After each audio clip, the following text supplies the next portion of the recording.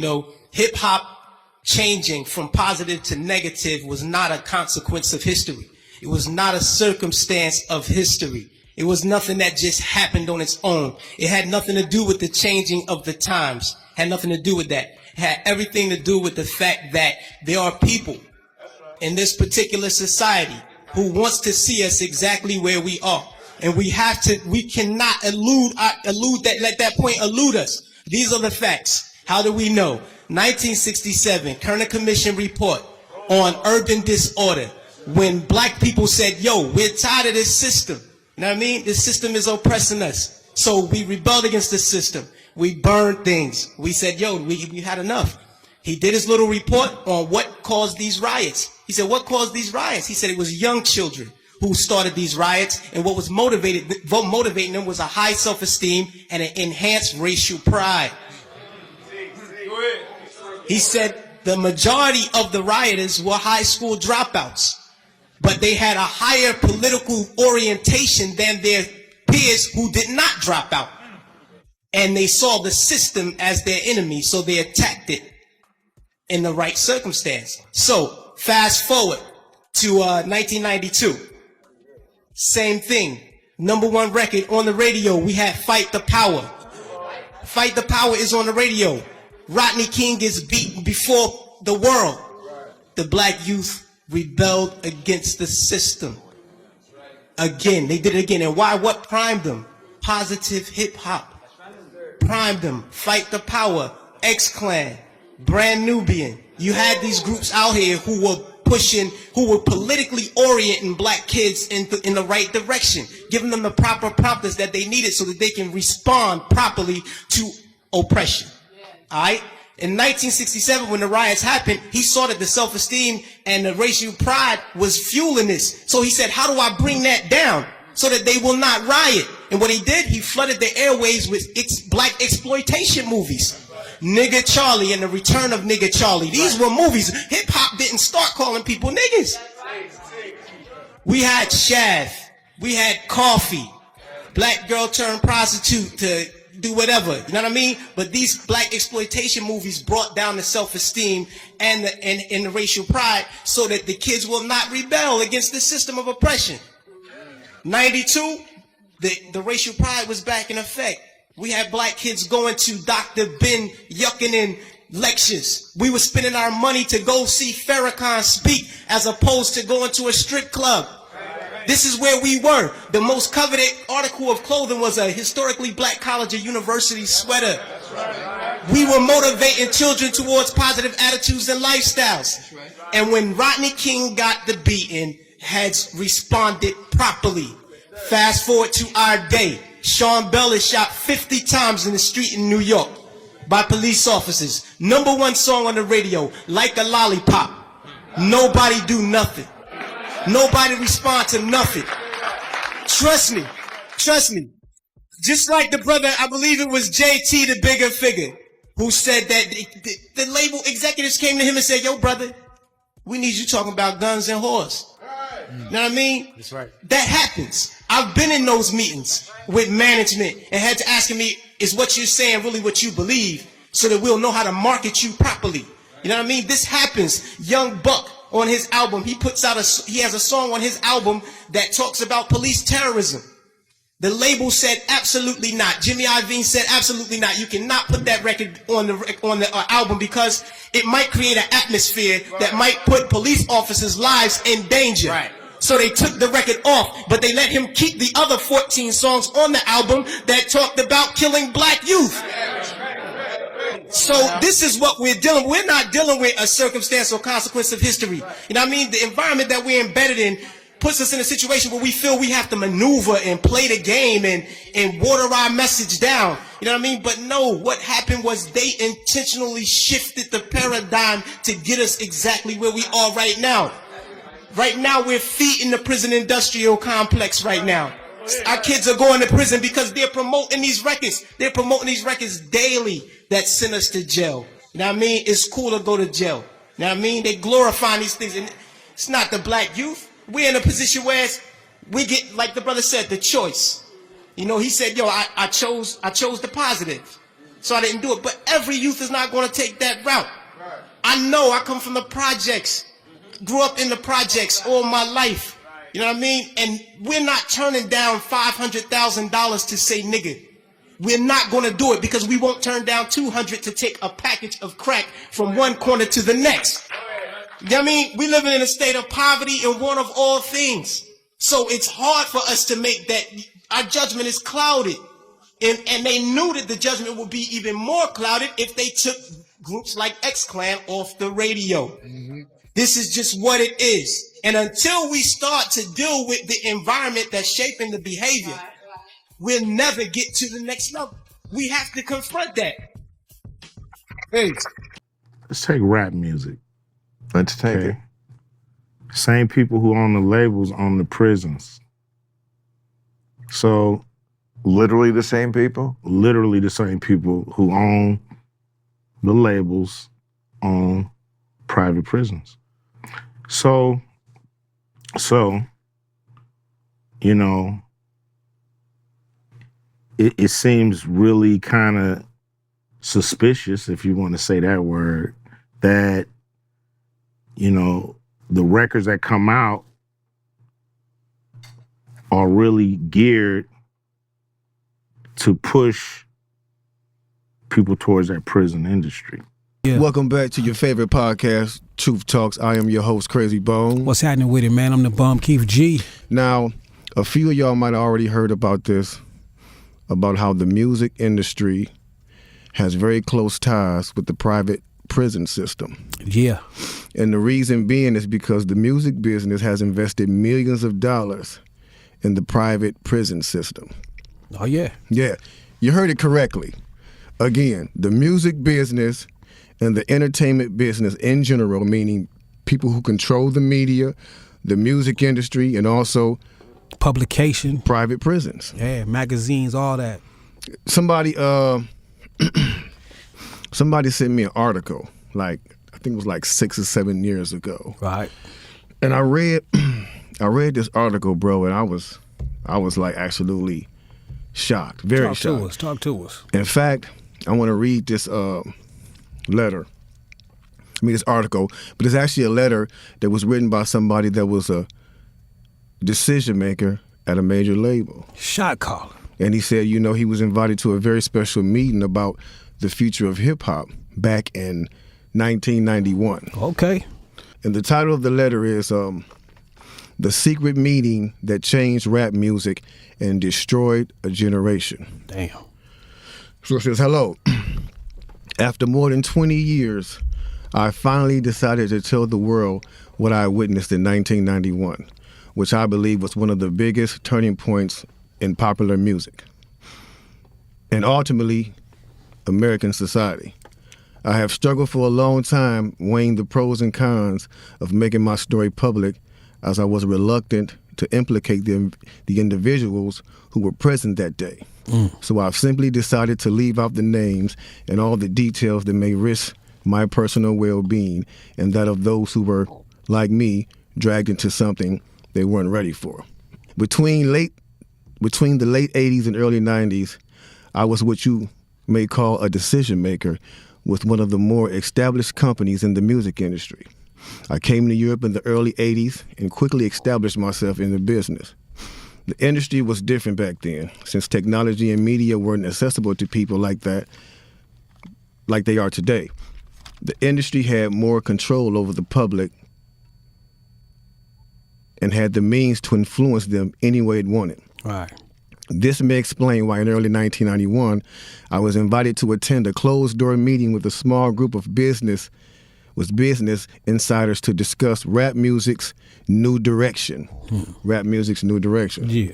Little did I know we would be asked to participate in one of the most unethical and destructive business practices ever seen. Crazy. So this was the meeting. The meeting was held at a private residence on the outskirts of Los Angeles. I remember about 25 to 30 people were being there. Right. Most of them familiar faces.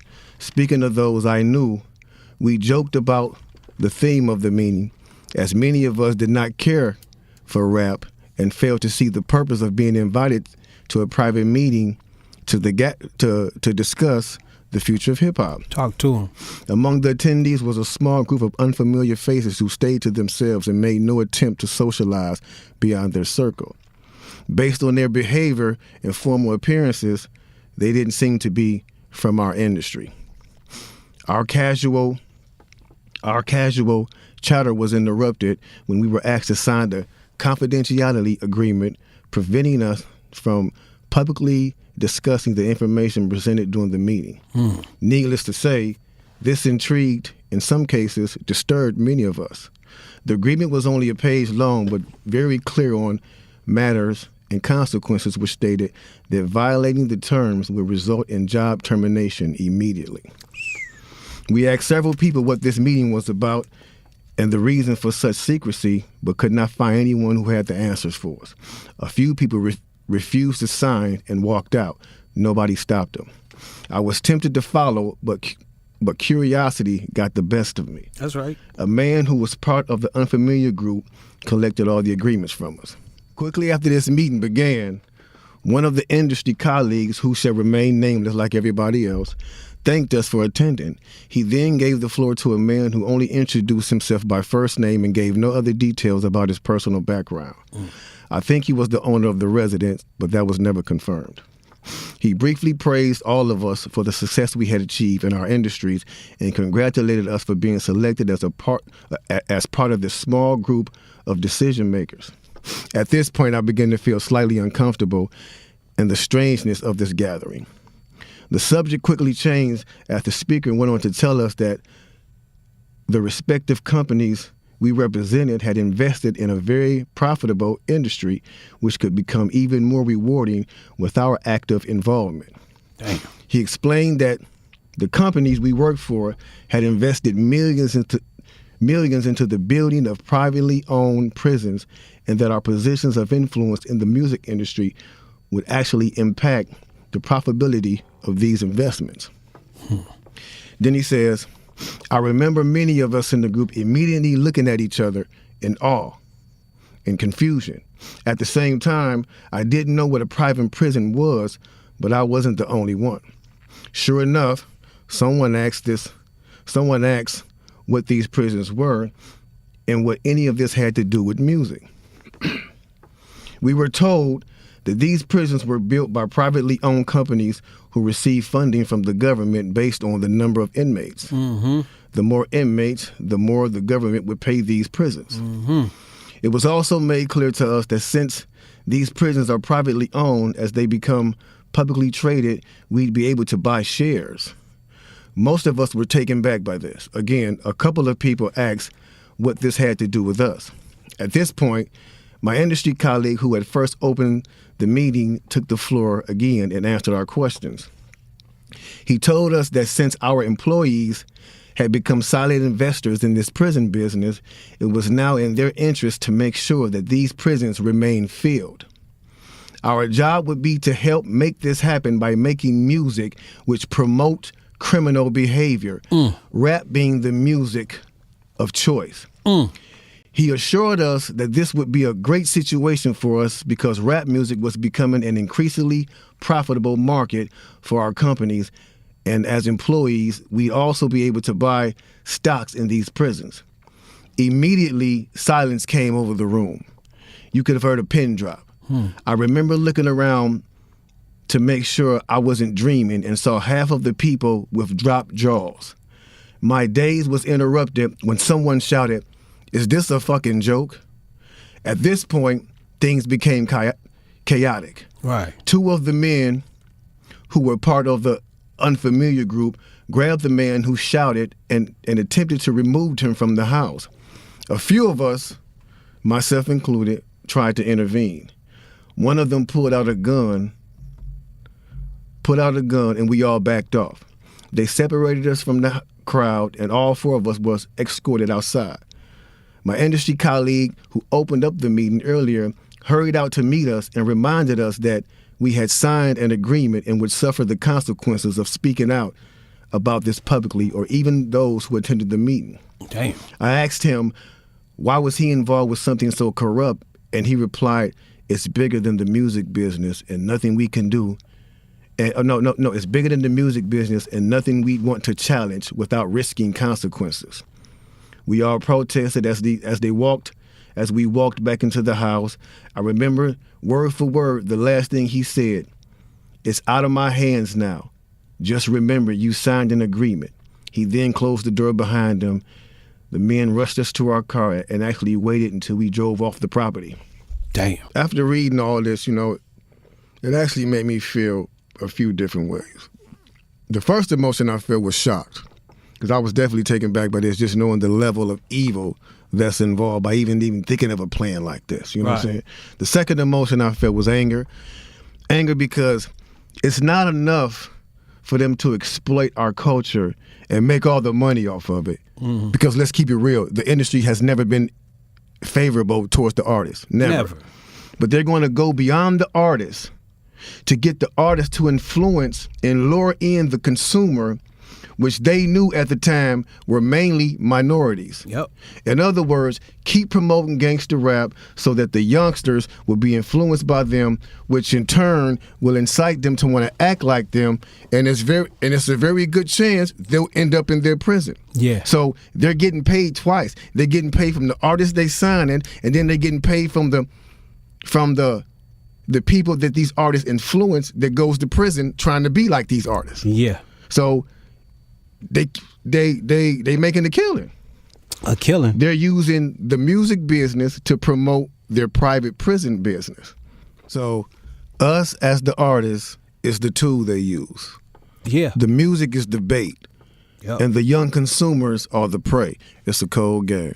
Cold game, bro. Cold you know what I'm game. saying? Then I felt sad. Sad because everything we seem to try to create, we always seem to give it away. We're always being tricked and deceived into believing that they have our best interests at hand when clearly they never have and they never will.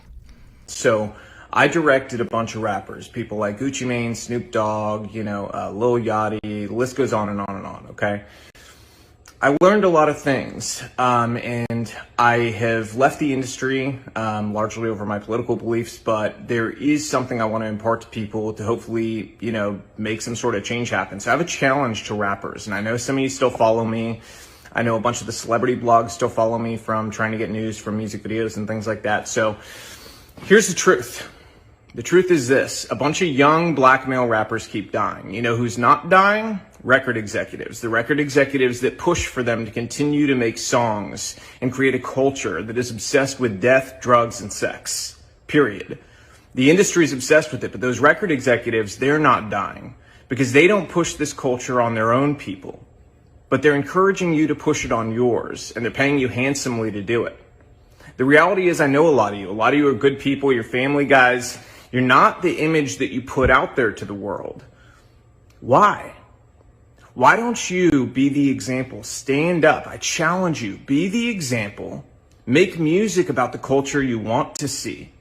Don't just get online today and talk about how, whenever a rapper makes it, his own people take him down. Don't just make those videos. Don't be sad. Don't rest in peace. None of that stuff. Be the change you want to see. Inspire it in your community. Reach out to other rappers and say, we have to stop. We're being used. You've been used for a long time. They create this paradigm to make you believe that you're so important and your celebrity status is worth so much, but in truth, you're a pawn in their game and you always have been. The government has wanted to hold down communities of people in different ways through different methods for a very long time. Their method in the black community has been to use entertainment to create a culture obsessed with death, drugs, sex, and money, so that they could create a false paradigm of what happiness and what success really was. And in doing so, they created a world that also made people more dependent on government, and as a result, gave themselves more power. The record executives that push you to do this, to go and continue to profit off the backs of your work, they're in cahoots with the elite. They're in cahoots with the government. They want you to think you're important, but in truth, you're just doing their dirty work for them, so stop. They've empowered you in ways that are real. You have an audience. You have platforms. You have the ability to make change. So go against the grain together. They're more afraid of you all together standing up and creating a new culture that's built around family, faith, freedom, doing the right thing, valuing life, than they are of anything else. So I challenge you, use your power to do the right things.